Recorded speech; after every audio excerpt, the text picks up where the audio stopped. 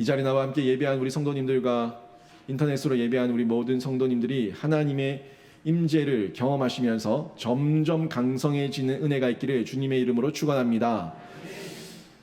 난공불락이라고 하는 고사성어가 있습니다. 많이 들어보셨을 건데 이 난공불락이라는 고사성어는 공격하기가 어려워서 좀처럼 정복하기가 어려운 이런 일을 얘기할 때 난공불락이라고 이야기를 합니다.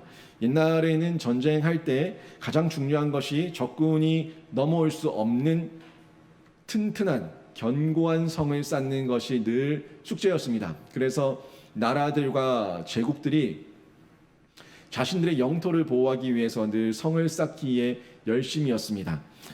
그 성을 쌓아서 적들을 막아내기 위함이었고, 그 성을 쌓음으로써 우리는 안전하다고 위안을 가질 수가 있었습니다.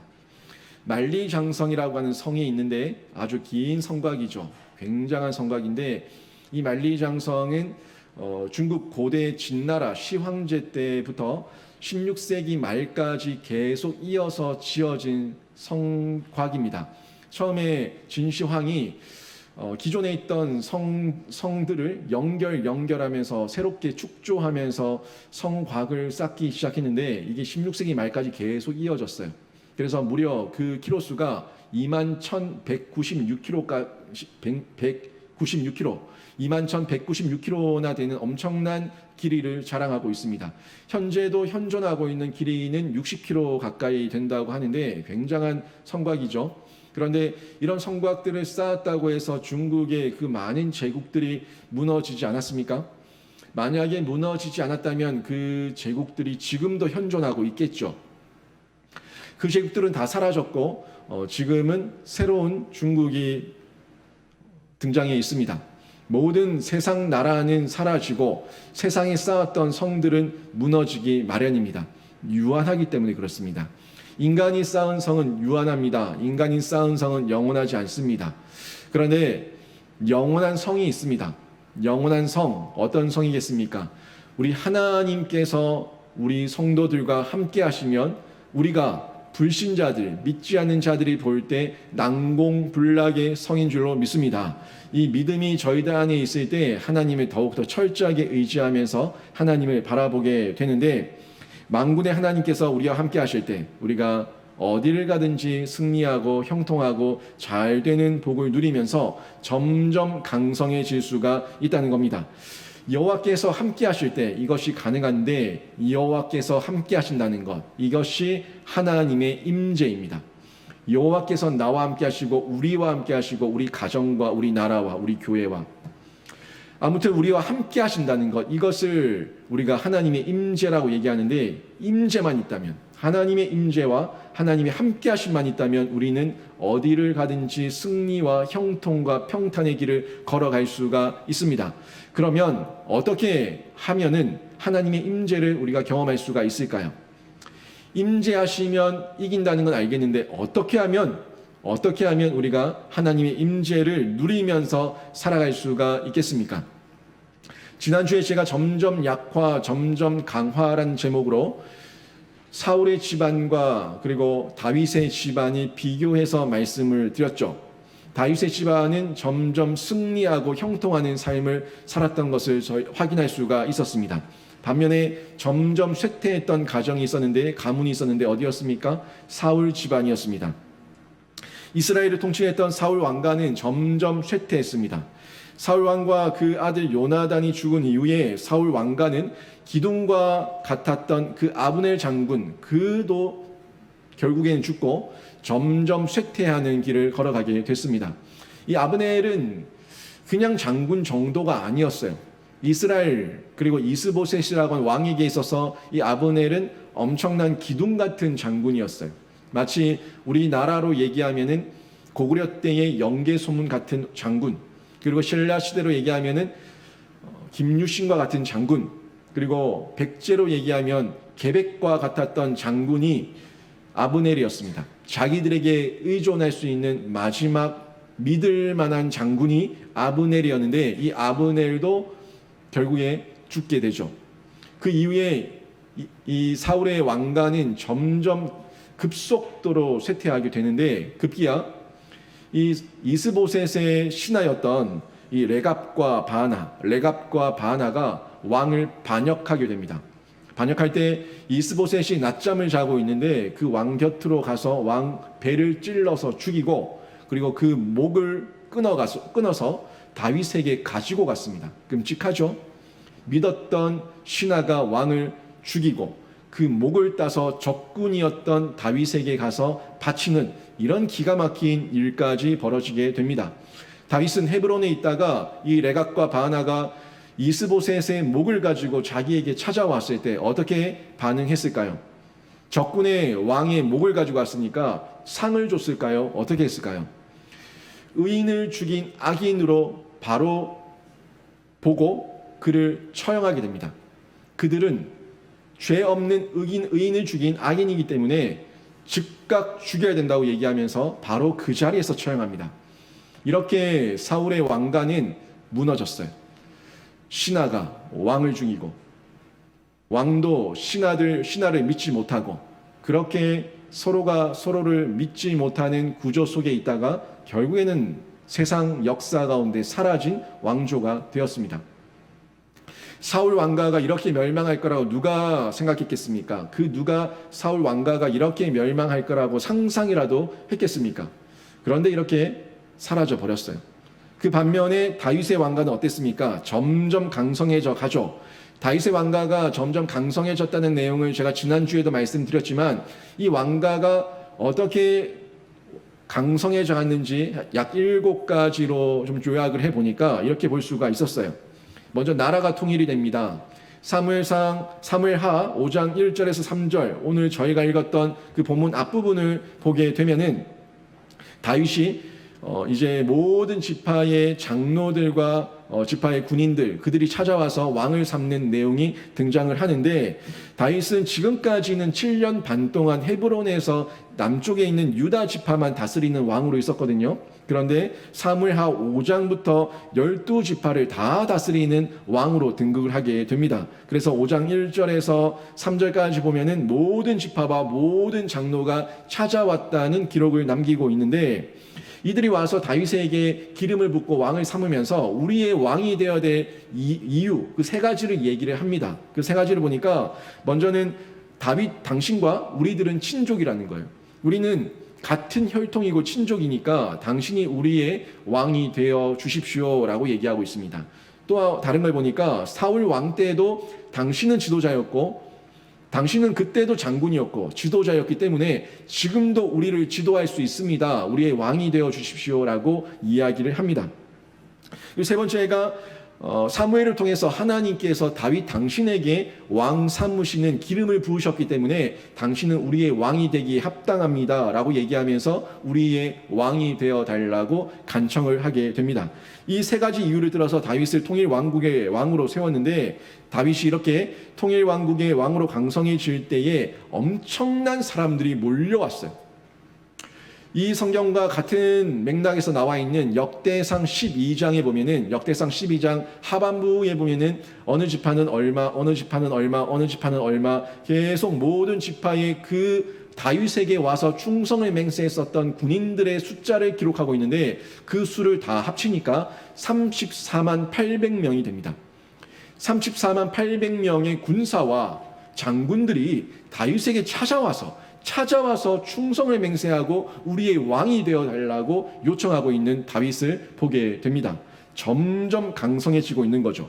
그리고 역대상 12장 22절에서는 이렇게 모인 그 군대를 보고, 그 무리를 보고 뭐라고 얘기하냐면, 그때에 사람이 날마다 다윗에게로 돌아와서 돕고자 함에 큰 군대를 이루어 하나님의 군대와 같았더라. 아멘. 이렇게 기록하고 있어요. 그렇게 모여든 많은 군대가 하나님의 군대와 같았답니다. 뭐 때문일까요? 뭐 때문에 그 군대가 하나님의 군대와 같았을까요? 다윗에게 함께하고 계신 만군의 여호와께서 계시니까 그들이 다윗을 따르겠다고 각오하고 다윗에게 충성을 맹세하며 다윗에게 돌아오니까 결국 하나님께 돌아온 것이고, 하나님의 임재가 있는 군대가 되니까 그들이 마치 하나님의 군대와 같았다고 성경은 기록하고 있는 겁니다. 이런 점점 강성하는 통일 왕국의 나라의 왕이 되는, 등극하게 되는 모습을 성경을 통해서 확인할 수가 있습니다. 그 이후에 오늘 본문 말씀인데 사무엘하 5장 6절부터 9절 말씀을 보면은 수도를 창건하는 모습이 나오죠. 오늘 본문이에요. 다윗이 여부수 족속의 산성이었던 이 시온 산성을 점령해서 예루살렘이라고 하는 통일 이스라엘의 수도를 삼는 내용인데, 여부수 족속은 그들의 성곽을 믿고 있었습니다. 우리들의 성은 너무나 견고하고 너무나 천혜의 요새이기 때문에 그 누구도 함부로 넘어올 수 없다. 맹인이라도 이 성을 지킬 수가 있고 다리가 저는 사람이라고 하더라도 이 성을 지킬 수 있을 만큼 이 성은 강력하다, 이렇게 믿고 있었습니다. 그러면서 다윗을 조롱했죠. 하지만 성경에서는 다윗이 어떻게 점령했는지 말하지 않습니다. 어떻게 점령했는지 말하지 않고 그냥 다윗이 시온 산성을 빼앗았다고 그냥 한 줄에 끝내요. 5장 7절에 다윗이 시온 산성을 빼앗고 그 성을 다윗성이라고 했다고 얘기하면서 그냥 한 줄에 모든 전쟁이 끝났음을 얘기해 주고 있습니다.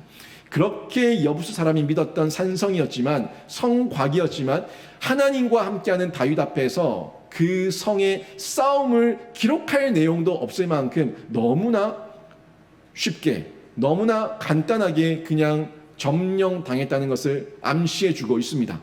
이 내용을 보면서 어떻습니까? 다윗은 이렇게 하나님께서 함께 하시니까 점점 강성해지는 길을 걸어가고 있어요.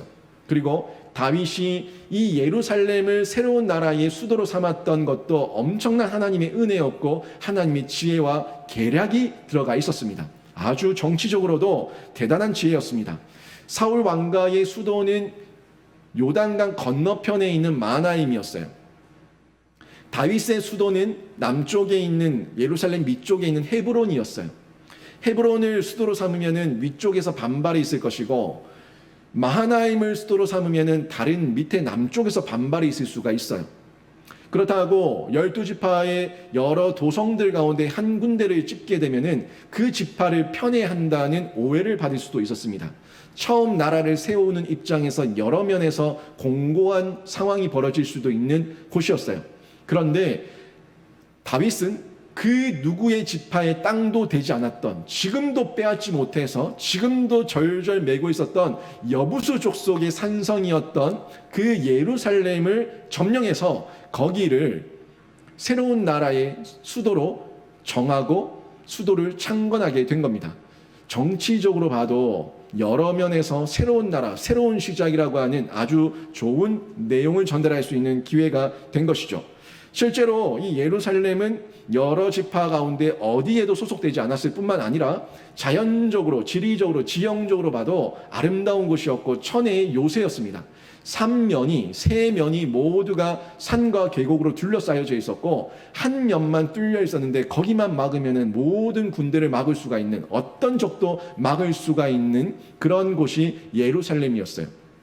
그리고 이 예루살렘은 그 이후에도 유대인들에게, 또 이스라엘 민족들에게 참 의미 있는 땅이 되죠. 솔로몬이 성전을 지었고, 그리고 여기는 오랜 기간 다윗의 왕조가 그곳을 다스렸고, 유대인들은 예루살렘에서 태어났다는 것을 자랑스럽게 생각했고 명예라고 생각할 정도로 그렇게 아주 사랑받고 그들이 자랑할 수 있었던 곳이 예루살렘이었습니다. 이 예루살렘을 새로운 나라의 수도로 정하고 다윗은 새로운 나라의 그 기초, 강성대국의 기초를 마련하게 된 겁니다. 그리고 난 이후에 수도가 생겼으니까 수도에 왕이 살아야 될 왕궁이 필요한데, 이 왕궁을 지을 때도 이웃 나라에서 와서 왕궁을 지어주는 거예요. 이 엄청난 일 아닙니까? 왕궁을 건설하는데 두로왕이었던 히람이 와서 왕궁을 지어주는 거예요. 어느 나라가 그렇게 하겠습니까? 우리와 적이 될 수도 있는 나라인데 그 적군의 나라에 가서 왕궁을 지어주는 일, 이런 일이 어떻게 일어날 수가 있겠습니까? 하나님께서 함께 하시니까 다른 이웃 나라의 왕이 와서 다윗이 살 왕궁을 지어주는 이런 엄청난 일이 벌어지게 된 겁니다. 다윗이 광야와 토굴에서 피신하던 그런 과거를 생각할 때에 얼마나 놀라운 변화입니까? 도망다녔어요. 피신했어요. 동굴에서, 광야에서 그렇게 하나님 앞에서 울부짖던 때가 있었습니다. 그랬던 다윗이 이제는 이웃 나라가 와서 왕궁을 지어주는 이런 대단한 왕이 되었다는 것, 이런 강성함이 점점 벌어지게 된 겁니다. 그리고 항상 가는 곳마다 승리를 하게 되는데 다윗은 하나님의 도우심으로 어디를 가든지 승리하게 됩니다. 제가 시간 관계상 가로를 해서 성경 구절들을 다 넣어드렸는데, 성경 그 본문 구절을 보면은 하나님께서 다윗과 어떻게 일하셨고 다윗에게 어떤 복을 주셨는지 아주 명확하게 잘 나와 있습니다. 여기서도 사무엘하 8장 14절에서도 하나님은 다윗을 도우셔가지고, 하나님께서 다윗을 도우니까 가는 곳마다 승리했다고 성경이 기록하고 있어요. 그리고 열국의 모든 나라의 명성이 점점 떨쳐지게 되는데 하나님의 도우심으로 점차 다윗의 명성이 떨쳐져서 세계 열방 가운데 다윗을 두려워하는 나라가 많아질 정도로 그렇게 이름을 떨치게 됩니다. 또한 나이가 많아서 늙을 때까지 계속해서 부귀영화를 누렸습니다. 솔로몬이 성전을 지을 수 있을 만큼의 모든 성전을 지을 재료를 준비하고 은과 금을 준비하고 놋을 준비하고 모든 것을 준비해 놓고 부귀영화, 부국강병을 이루고 그렇게 솔로몬에게 나라를 넘겨주고 다윗은 하나님 품으로 떠나게 되죠. 이런 흐름과 역사가 다윗의 인생 가운데 계속 나타나는데 점점 강성하게 된 겁니다. 여러분 한번 생각해 보십시오. 37세였던 다윗, 37세였던 새파랗게 젊은 다윗이 이렇게 큰 복을 받아 누리면서 이스라엘의 왕으로 등극해서 평생을 하나님과 함께하는 은혜를 누리게 됩니다. 이거 놀라운 일 아닙니까? 많은 모든 지파의 사람들과 장로들이 찾아와서 우리의 왕이 되어달라고 얘기한 것도 놀라운 일이에요. 이스라엘은 대대로 나이가 많았던 연륜이 많은 어른들이 다스렸던 나라가 이스라엘입니다. 그래서 장로들이 있어요. 장로들이 그 나라를 통치하면서 다스렸어요. 그랬던 나라였는데 그 젊은 다윗에게 와서 우리 나라를 다스려달라고 찾아와서 충성을 맹세하는 이런 놀라운 일이 벌어졌던 것, 이것이 우연이겠습니까? 하나님께서 함께 하시니까 이런 일이 벌어졌고, 이후에 그 누구도 그 오랜 기간 동안 빼앗지 못했던 여부수 족속의 시온 산성도 단번에 점령해서 예루살렘이라고 하는 다윗성으로 하나님의 영광을 드러내게 되고, 또 이후에도 수도를 창건하고 이웃 나라의 도움으로 왕궁을 건설하고 가는 곳마다 승리하고 왕국의 이 이름과 다윗의 이름이 열국의 명성으로 드러나게 되고 가는 곳마다 부귀영화를 평생 누리게 되는 이런 점점점 강해지는 현상, 이 현상이 다윗을 통해서 드러나게 된 겁니다. 한순간이 아니었어요. 점점 강성해진 겁니다. 우리 이 시대는 순간순간 그때마다 순간 한방 대박을 누리고 있지만 그 한방 대박이 아니라 하나님께서 늘 함께 하시는 가운데 다윗을 다윗되게 하셔서 다윗에게 감당할 만한 그릇이 되게 하셔가지고 하나님께서 쏟아부어 주시는 은혜를 누리게 하셨던 겁니다. 다윗이 그냥 다윗된 게 아니에요. 여러분, 다윗의 시편을 보십시오. 다윗의 인생을 보십시오. 얼마나 울며 불며 하나님께 부르짖고 있는지, 하나님 앞에서 토로하고 있는지 보십시오.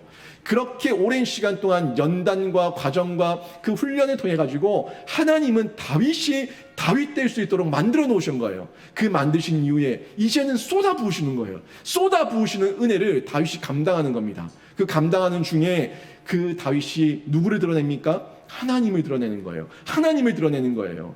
우리에게 지금 그릇이 되지 않은 종지 그릇만한 우리에게 쏟아 부어주신 은혜가 있다면 우리가 그걸 뭐 어디에 쓰겠어요?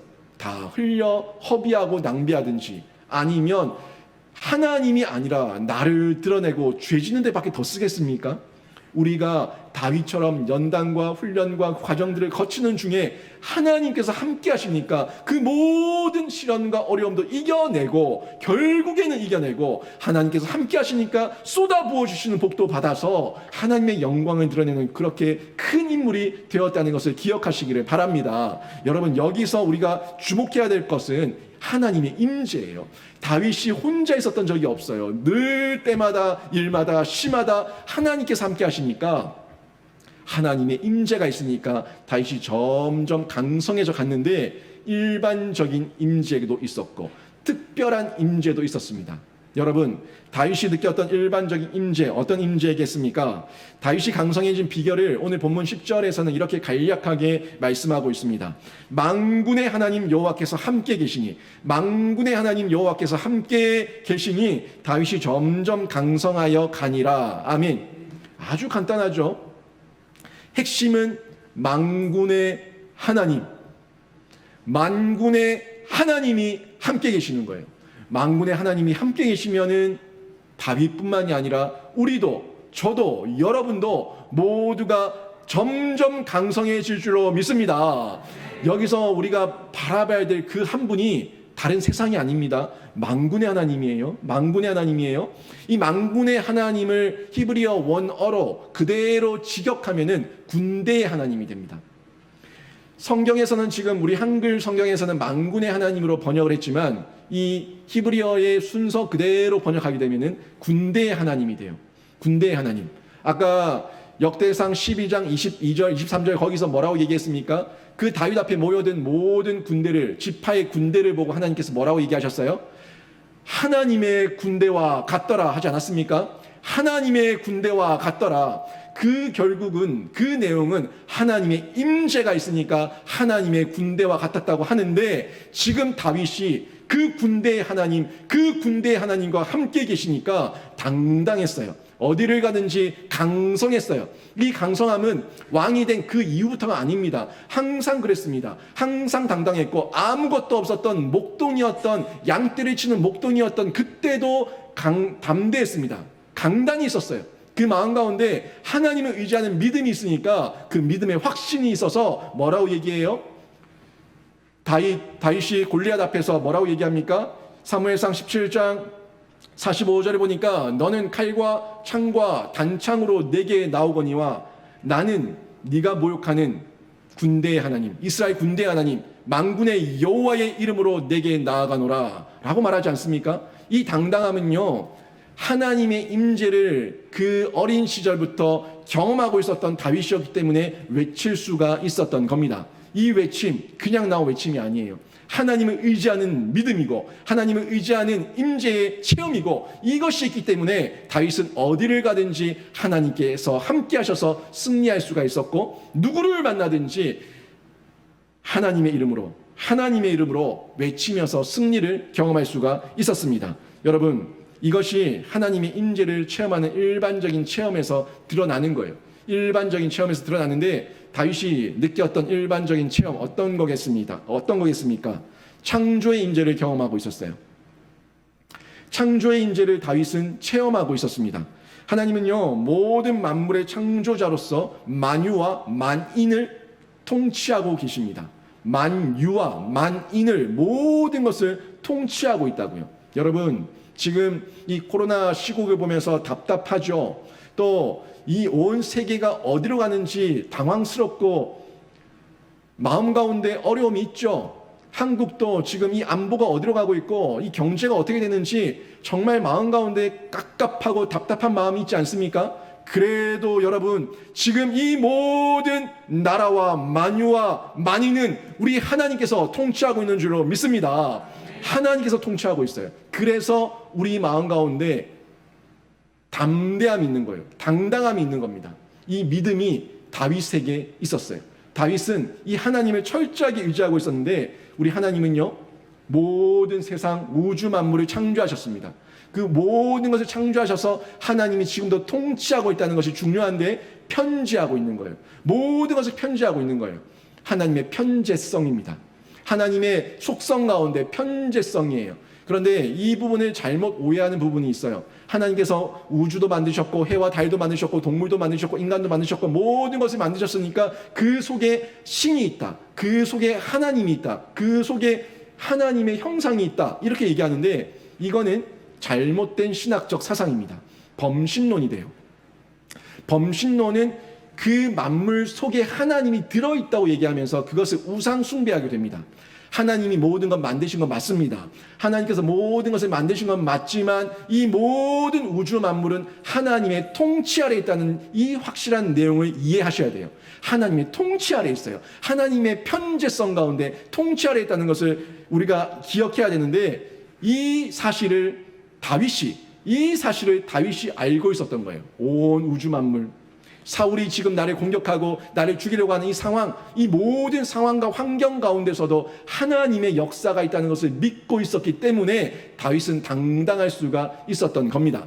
여러분, 한 불신 어른이 놀이터에서 놀고 있는 한 어린아이를 봤어요. 그래서 그 어린아이에게 관심을 가지고 유심히 보고 있으니까 그 어린아이의 손에 들려져 있는 한 책을 봤는데 주일학교 공과책을 들고 놀고 있는 걸 본 겁니다. 그래서 이 예수를 믿지 않고 하나님을 믿지 않는 이 불신 어른이 이 아이를 좀 놀려줘야겠다 하는 마음이 들어가지고 그 아이에게 찾아갑니다.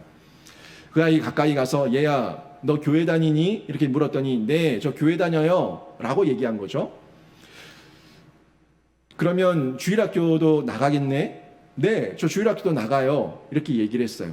그래서 장난기가 발동해서 묻습니다. 그러면 아저씨가 질문이 있는데 이 질문에 네가 답을 해주면은 내가 저기 슈퍼에 가서 네가 원하는 과자 마음껏 사줄게. 아저씨한테 그 이야기 좀 해줄래? 이렇게 질문을 합니다. 뭔데요? 라고 물었더니 하나님이 어디 계시니? 너는 하나님이 어디 계신 줄 아니? 하나님이 어디 계시니? 이렇게 물었어요. 이 아이가 빤히 그 아저씨를 쳐다보다가 씩 웃으면서 이렇게 얘기해요. 아저씨 그러면요 제가 한 번 더 질문할게요. 그러면 하나님이 어디 안 계신지 알려주시면 제가 저 슈퍼를 사드릴게요 라고 얘기했습니다. 똑똑한 아이 아닙니까? 똑똑하죠. 똑똑합니다. 이 아이는 모든 곳에 하나님이 계신다는 걸 알고 있었어요. 그래서 하나님이 어디 안 계신지 아저씨가 알려주시면은 제가 저 슈퍼를 사드릴게요 라고 얘기했어요. 여러분, 우주 모든 만물을 우리 하나님께서 친히 통치하시는 줄로 믿습니다. 이 창조를 보세요. 이 창조 세계를 보면 하나님이 지금도 임재하고 있다는 걸 느낄 수가 있습니다. 여러분, 이 우주 만물의 모든 질서와 자연의 조화와 사계절의 변화와 민물과 썰물과 모든 자연의 피고 지고 심음과 거둠과 모든 것을 보시면서 어떻게 하나님이 안 계시다고 얘기할 수가 있어요? 이 인간의 생체도 인간의 몸도 이렇게 질서 있게 조각처럼 만들어 놓은 이 모습을 보면서 어떻게 하나님이 없다고 얘기할 수가 있습니까? 이런 구조는 설계와 계획에 의해서 만들어지지 않으면 할 수가 없는 거예요.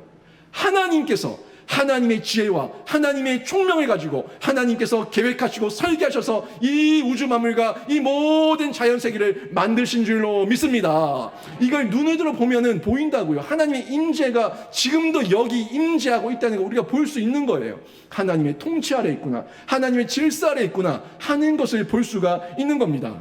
그리고 또한 우리가 어떤 임재를 느끼냐면 구원의 임재를 경험할 수가 있어요. 이 구원의 임재 또한 우리의 일반적인 임재의 체험입니다. 이 구원의 임재는 하나님께서 자기 백성과 함께 하신다는 건데, 이 함께 하신다는 것은 우리에게 늘 동행하셔서 성화의 삶을 살게 하는 거예요. 구원을 완성시키시는 구원의 여정 가운데 있는 거예요. 그래서 갈라디아서 6장에서 사도 바울은 뭐라고 고백합니까? 내가 예수의 흔적을 가졌다고, 내가 예수의 흔적을 가졌다고 사도 바울은 고백하고 있습니다. 또한 더 나아가서는 내가 예수의 십자가 외에는 자랑할 것이 없다고 사도 바울이 고백을 하고 있습니다. 이게 무슨 흔적일까요? 사도 바울의 어떤 칼자국이 있어서 흔적이라고 얘기합니까? 그런 흔적이 아닙니다. 삶 가운데, 그 삶 가운데 성령의 열매가 있는 거예요. 사랑과 희락과 오래 참음과 자비와 양성과 충성과 온유와 절제, 이 모든 사랑의 열매들이 자기의 삶을 통해서 언행 심사를 통해서 드러나는 거예요. 자기 표정과 자기 얼굴과 자기 마음을 통해서 행동을 통해서 드러나는 거예요. 이 드러남을 통해 가지고 내가 예수의 흔적을 가졌다고, 예수를 닮아가는 예수의 흔적을 가졌다고 얘기하고, 내가 십자가 외에는 자랑할 것이 없다고 얘기하는 사도 바울의 놀라운 고백을 우리가 경험할 수 있지 않습니까? 여러분 구원 받으셨습니까? 여러분 예수 그리스도를 통해서 구원 받으셨습니까? 여러분이 구원 받으셨다면 여러분에게도 예수의 흔적이 있는 줄로 믿습니다. 계속 자라가는 중에, 성장하며 성화를 살아가는 중에, 그 중에 여러분의 삶이 점점 나아지는 예수의 흔적이 여러분을 통해서 영적 민감함으로 드러날 줄로 믿습니다. 이게 구원의 임재예요.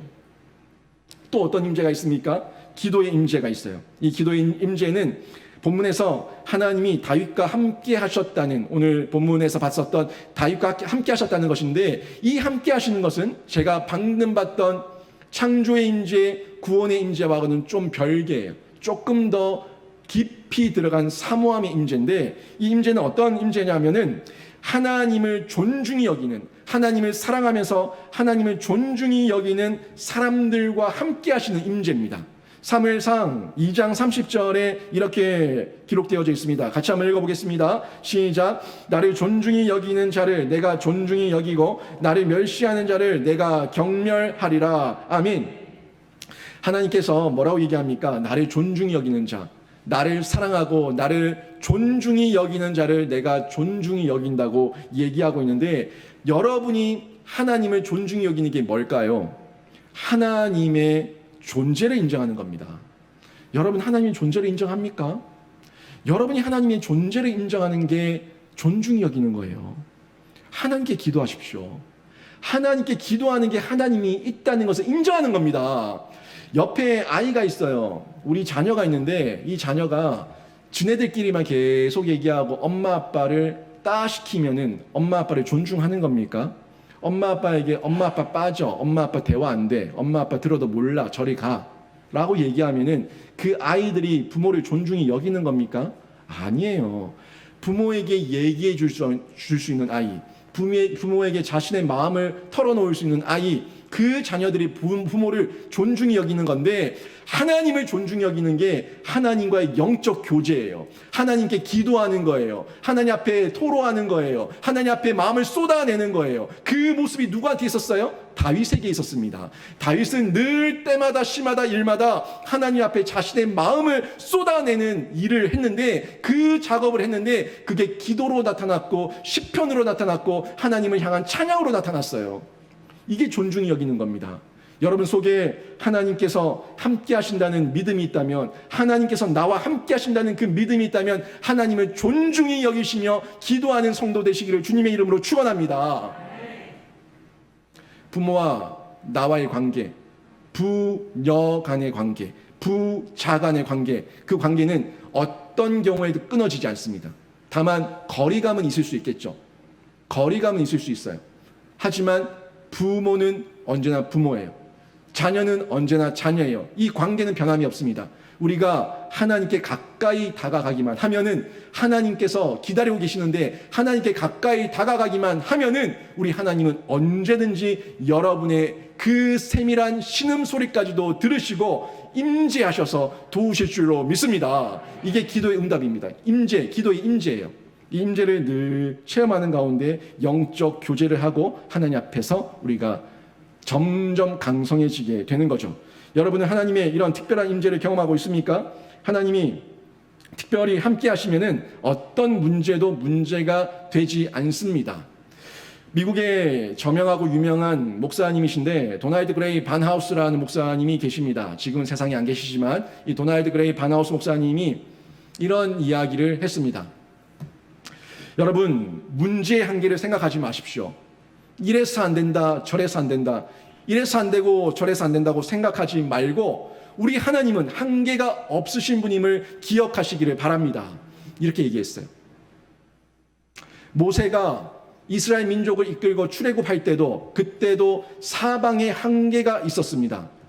북쪽과 남쪽으로는 사막이었고, 서쪽으로는 애국 군대가 그들을 죽이기 위해서 쫓아오고 있었고, 동쪽으로는 홍해의 바다가 가로막고 있었고, 사방이 어디로 갈 곳 없는, 사방이 다 막혀있는 곳이었지만 모세는 그 순간 위를 올려다 봤습니다.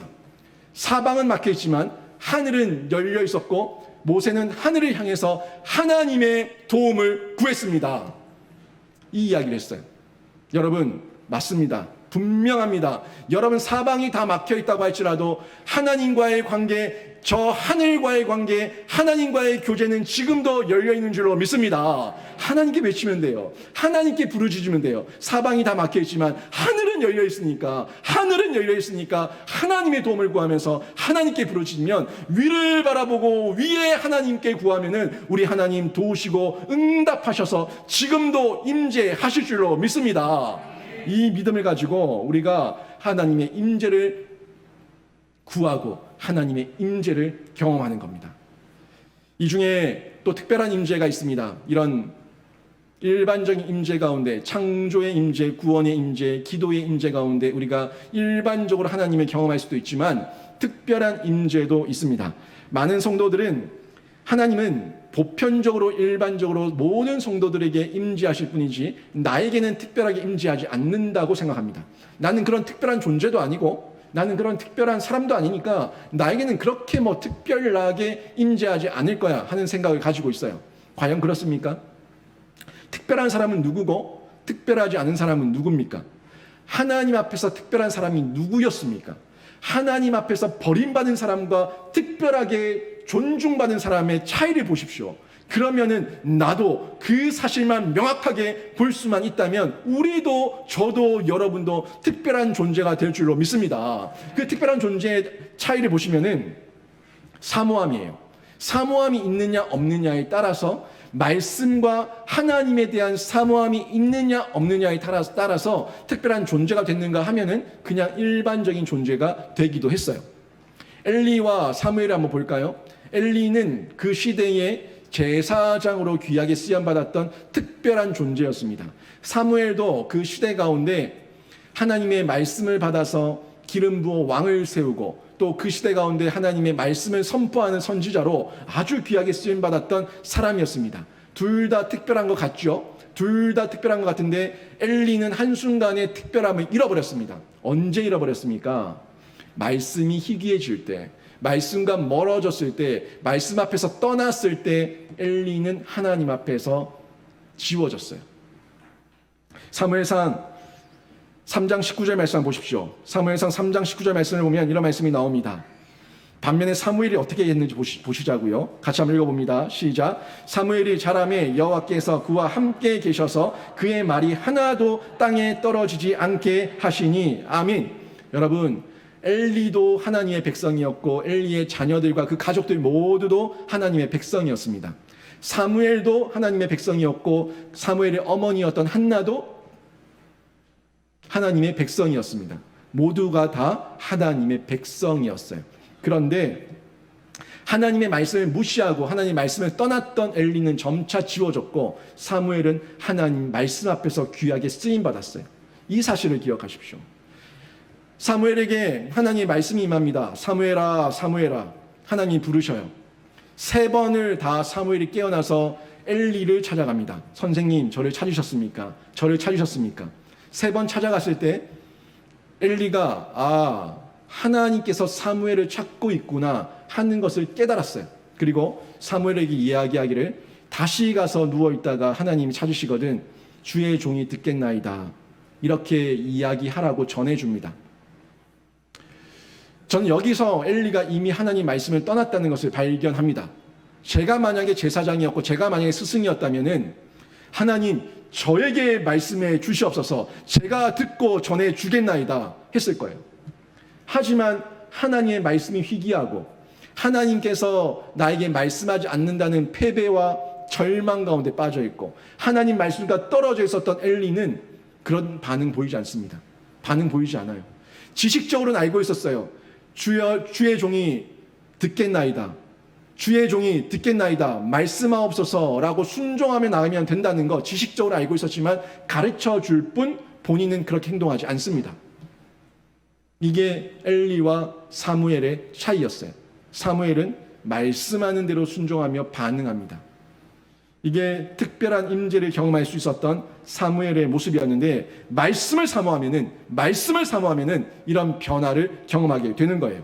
사울과 다윗은 또 어떻습니까? 사울은 하나님께 쓰임 받았던 왕이었죠. 사울도 사울의 백성들도 그들 모두도 하나님의 백성입니다. 다윗도 하나님의 그 자녀들 모두도 하나님의 백성이에요. 그런데 사울은 하나님의 말씀을 버리니까 하나님도 그를 패합니다. 하지만 다윗은 늘 말씀을 붙드니까 점점 강성해지는 길을 걸어가게 되죠.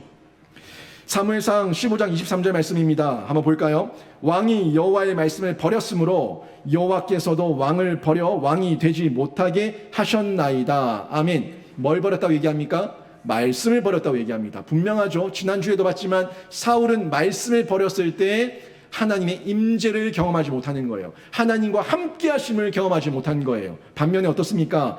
다윗은 사무엘하 5장 10절에 보니까 너무나 간단하게 만군의 하나님 여호와께서 함께 계시니 다윗이 점점 강성하여 가니라. 아멘. 말씀이 함께 계시니 결국 하나님이 함께 계시니 점점 강성해져 갔다고 성경은 너무나 명확하고 분명하게 말씀해 주고 있습니다. 말씀에 대한 사모함, 하나님의 임재에 대한 사모함이 특별한 임재를 만들어내느냐 아니냐, 이것을 결정짓는다는 것을 생각하시고 기억하시고 여러분은 사모함을 가지고 말씀 속으로 들어가시기를 주님의 이름으로 축원합니다. 여러분, 말씀 제가 너무나 많이 간곡히 부탁하는 거 아닙니까? 말씀 보시라고, 큐티하시라고, 사정하고, 부탁하고, 간청하고, 빌면서 이렇게 얘기하는 이유가 뭘까요? 여러분, 말씀 속으로 들어가셔야지 날마다 나와 함께 하시는 하나님의 임재를 경험하고 여러분이 점점 강성해질 줄로 믿습니다. 여러분의 자녀들이 점점 강성해질 줄로 믿습니다. 주일에 이 자리에서 저를 통해서 그냥 선포되는 이 말씀으로 만족하지 마시고 여러분 삶의 말씀이 있게 하십시오. 그러면 직접 체험이에요. 날마다 때마다 시마다 일마다 직접 체험하게 하시는 하나님의 말씀의 임재가 여러분의 심령을 두들기고 여러분의 심령의 변화를 일으키고 여러분의 삶 가운데 실제적인 능력으로 나타나게 하신다는 이 사실을 기억하시기를 바랍니다. 복 받기를 원하죠. 복 받는 것도 정해져 있어요. 성경은 복을 얘기합니다. 내세의 복만이 아니라 현세의 복을 분명히 얘기하고 있습니다. 근데 복 받는 내용을 보라고요. 어떻게 하면 복 받는지 복 받는 원인을 보시라고요. 명확합니다. 임재가 있을 때, 하나님의 임재가 있을 때 복을 받아요. 그 임재는 말씀의 임재가 있을 때 우리의 심령의 변화가 일어나고 기도가 터져 나오거든요. 임재의 핵심 여기 다 나와 있어요. 신명기 28장 1절에서 6절, 여기 임재의 핵심이 뭔지, 임재의 결과가 뭔지 정확하게 다 얘기해 주고 있는데 같이 한번 길지만 읽어보겠습니다. 같이 한번 봉독해 봅니다. 시작. 내가 내 하나님 여호와의 말씀을 삼가 듣고 내가 오늘 내게 명령하는 그의 모든 명령을 지켜 행하면 내 하나님 여호와께서 너를 세계 모든 민족 위에 뛰어나게 하실 것이라. 내가 내 하나님 여호와의 말씀을 청종하면 이 모든 복이 내게 임하며 내게 이르리니 서금에서도 복을 받고 들에서도 복을 받을 것이며 내 몸의 자녀와 내 토지의 소산과 내 짐승의 새끼와 소와 양의 새끼가 복을 받을 것이며 내 광주리와 떡반죽 그릇이 복을 받을 것이며 내가 들어와도 복을 받고 나가도 복을 받을 것이니라. 아멘. 성경 분명하게 복 얘기합니다. 성경 분명하게 형통과 평탄을 얘기합니다. 잘 되는 것이 필요하다고 얘기합니다. 물질이 악하다고 얘기하지 않습니다. 물질의 복도 하나님이 주시는 거라고 분명하게 말씀합니다. 근데 이 핵심을 보자고요. 보세요. 뭐라고 나옵니까? 내가 내 하나님 여호와의 말씀을 삼가 듣고 내가 오늘 내게 명령하는 그 모든 명령을 지켜 행하면 내 하나님 여호와께서 너를 세계 모든 민족 위에 뛰어나게 하실 것이라. 아멘.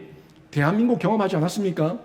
대한민국의 교회가 부흥하며 성도들이 깨어있을 때 말씀이 호하며 가는 곳곳마다 하나님의 능력, 말씀의 능력, 기도의 능력이 드러날 때 대한민국이 세계 모든 민족 위에 뛰어나게 하시는 하나님의 은혜를 경험하지 않았습니까? 왜 패망의 길을 가려고 합니까? 왜 망하는 길을 가려고 합니까? 왜 주님께서 벌하시는 길을 가려고 합니까? 말씀 따라 행하면 되는데 왜 이 말씀을 버립니까?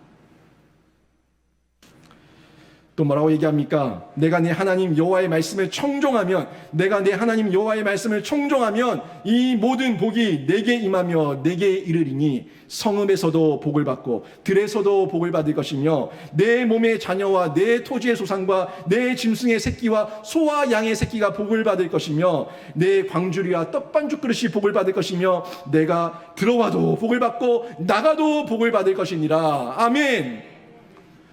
뭐라고 얘기합니까? 말씀을 청종하면 복을 안 받는 게 이상하다고, 복을 안 받는 게 기적이라고 하나님 말씀하고 있지 않습니까? 분명합니다. 확실합니다. 명확합니다. 우리 하나님 말씀 우리에게 헷갈리게 하지 않습니다. 명확하게, 분명하게, 정확하게, 선명하게 우리 하나님은 어떻게 하면 임재의 체험을 할 수 있는지, 임재의 능력을 경험할 수 있는지 말씀해 주고 있습니다. 여러분, 우리가 하나님을 사랑하면 하나님의 말씀을 중시하고 그 말씀대로 살려고 노력할 때에 우리 하나님은 저도 여러분도 우리 모두도 특별하게 함께 해 주실 줄로 믿습니다. 그냥 일반적인 임재를 넘어서서 특별한 임재까지 쏟아부어 주시는데 감당할 수 없는 은혜를 부어 주셔서 우리가 하나님의 영광을 드러내는데 귀하게 사용할 줄로 믿습니다. 이게 형통이에요. 이게 평탄이에요. 형통. 영어 성경에서 프로스퍼러스라고 얘기하고 있는 이 형통, 흘러 넘칠 정도의, 채우고 남음이 있을 정도의 부유함, 강성함, 이 형통을 하나님께서 허락해 주신다고 성경은 분명하게 말씀하고 있습니다. 여러분, 오늘 말씀 정리하면 이거예요. 하나님 임재 체험, 말씀을 사모하시기를 바랍니다. 말씀을 사모하는 중에 하나님의 임재를 체험하게 됩니다. 하나님의 임재 체험은 말씀을 순종하는 거예요. 말씀에 순종하는 중에 하나님의 임재를 체험적으로, 경험적으로 알게 될 줄로 믿습니다. 하나님의 임재 체험은 점점 강성해지는 결과를 가지고 오게 되는데, 이 모든 임재, 창조의 임재, 구원의 임재, 기도의 임재, 그리고 특별한 임재까지 모든 임재를 경험하고 체험하게 되는 하나님께서 여러분을 주인공으로 삼아 주실 줄 믿습니다. 여러분, 세상 가운데서 주눅들지 말고, 겁먹지 말고, 쫄지 말고 당당하게, 담대하게 하나님의 임재 가운데 나가시기를 바랍니다. 하나님께서 여러분을 광야에서도 황무지에서도 보호하시고 호위하시고 눈동자같이 지키신다는 약속을 믿으시기를 바랍니다.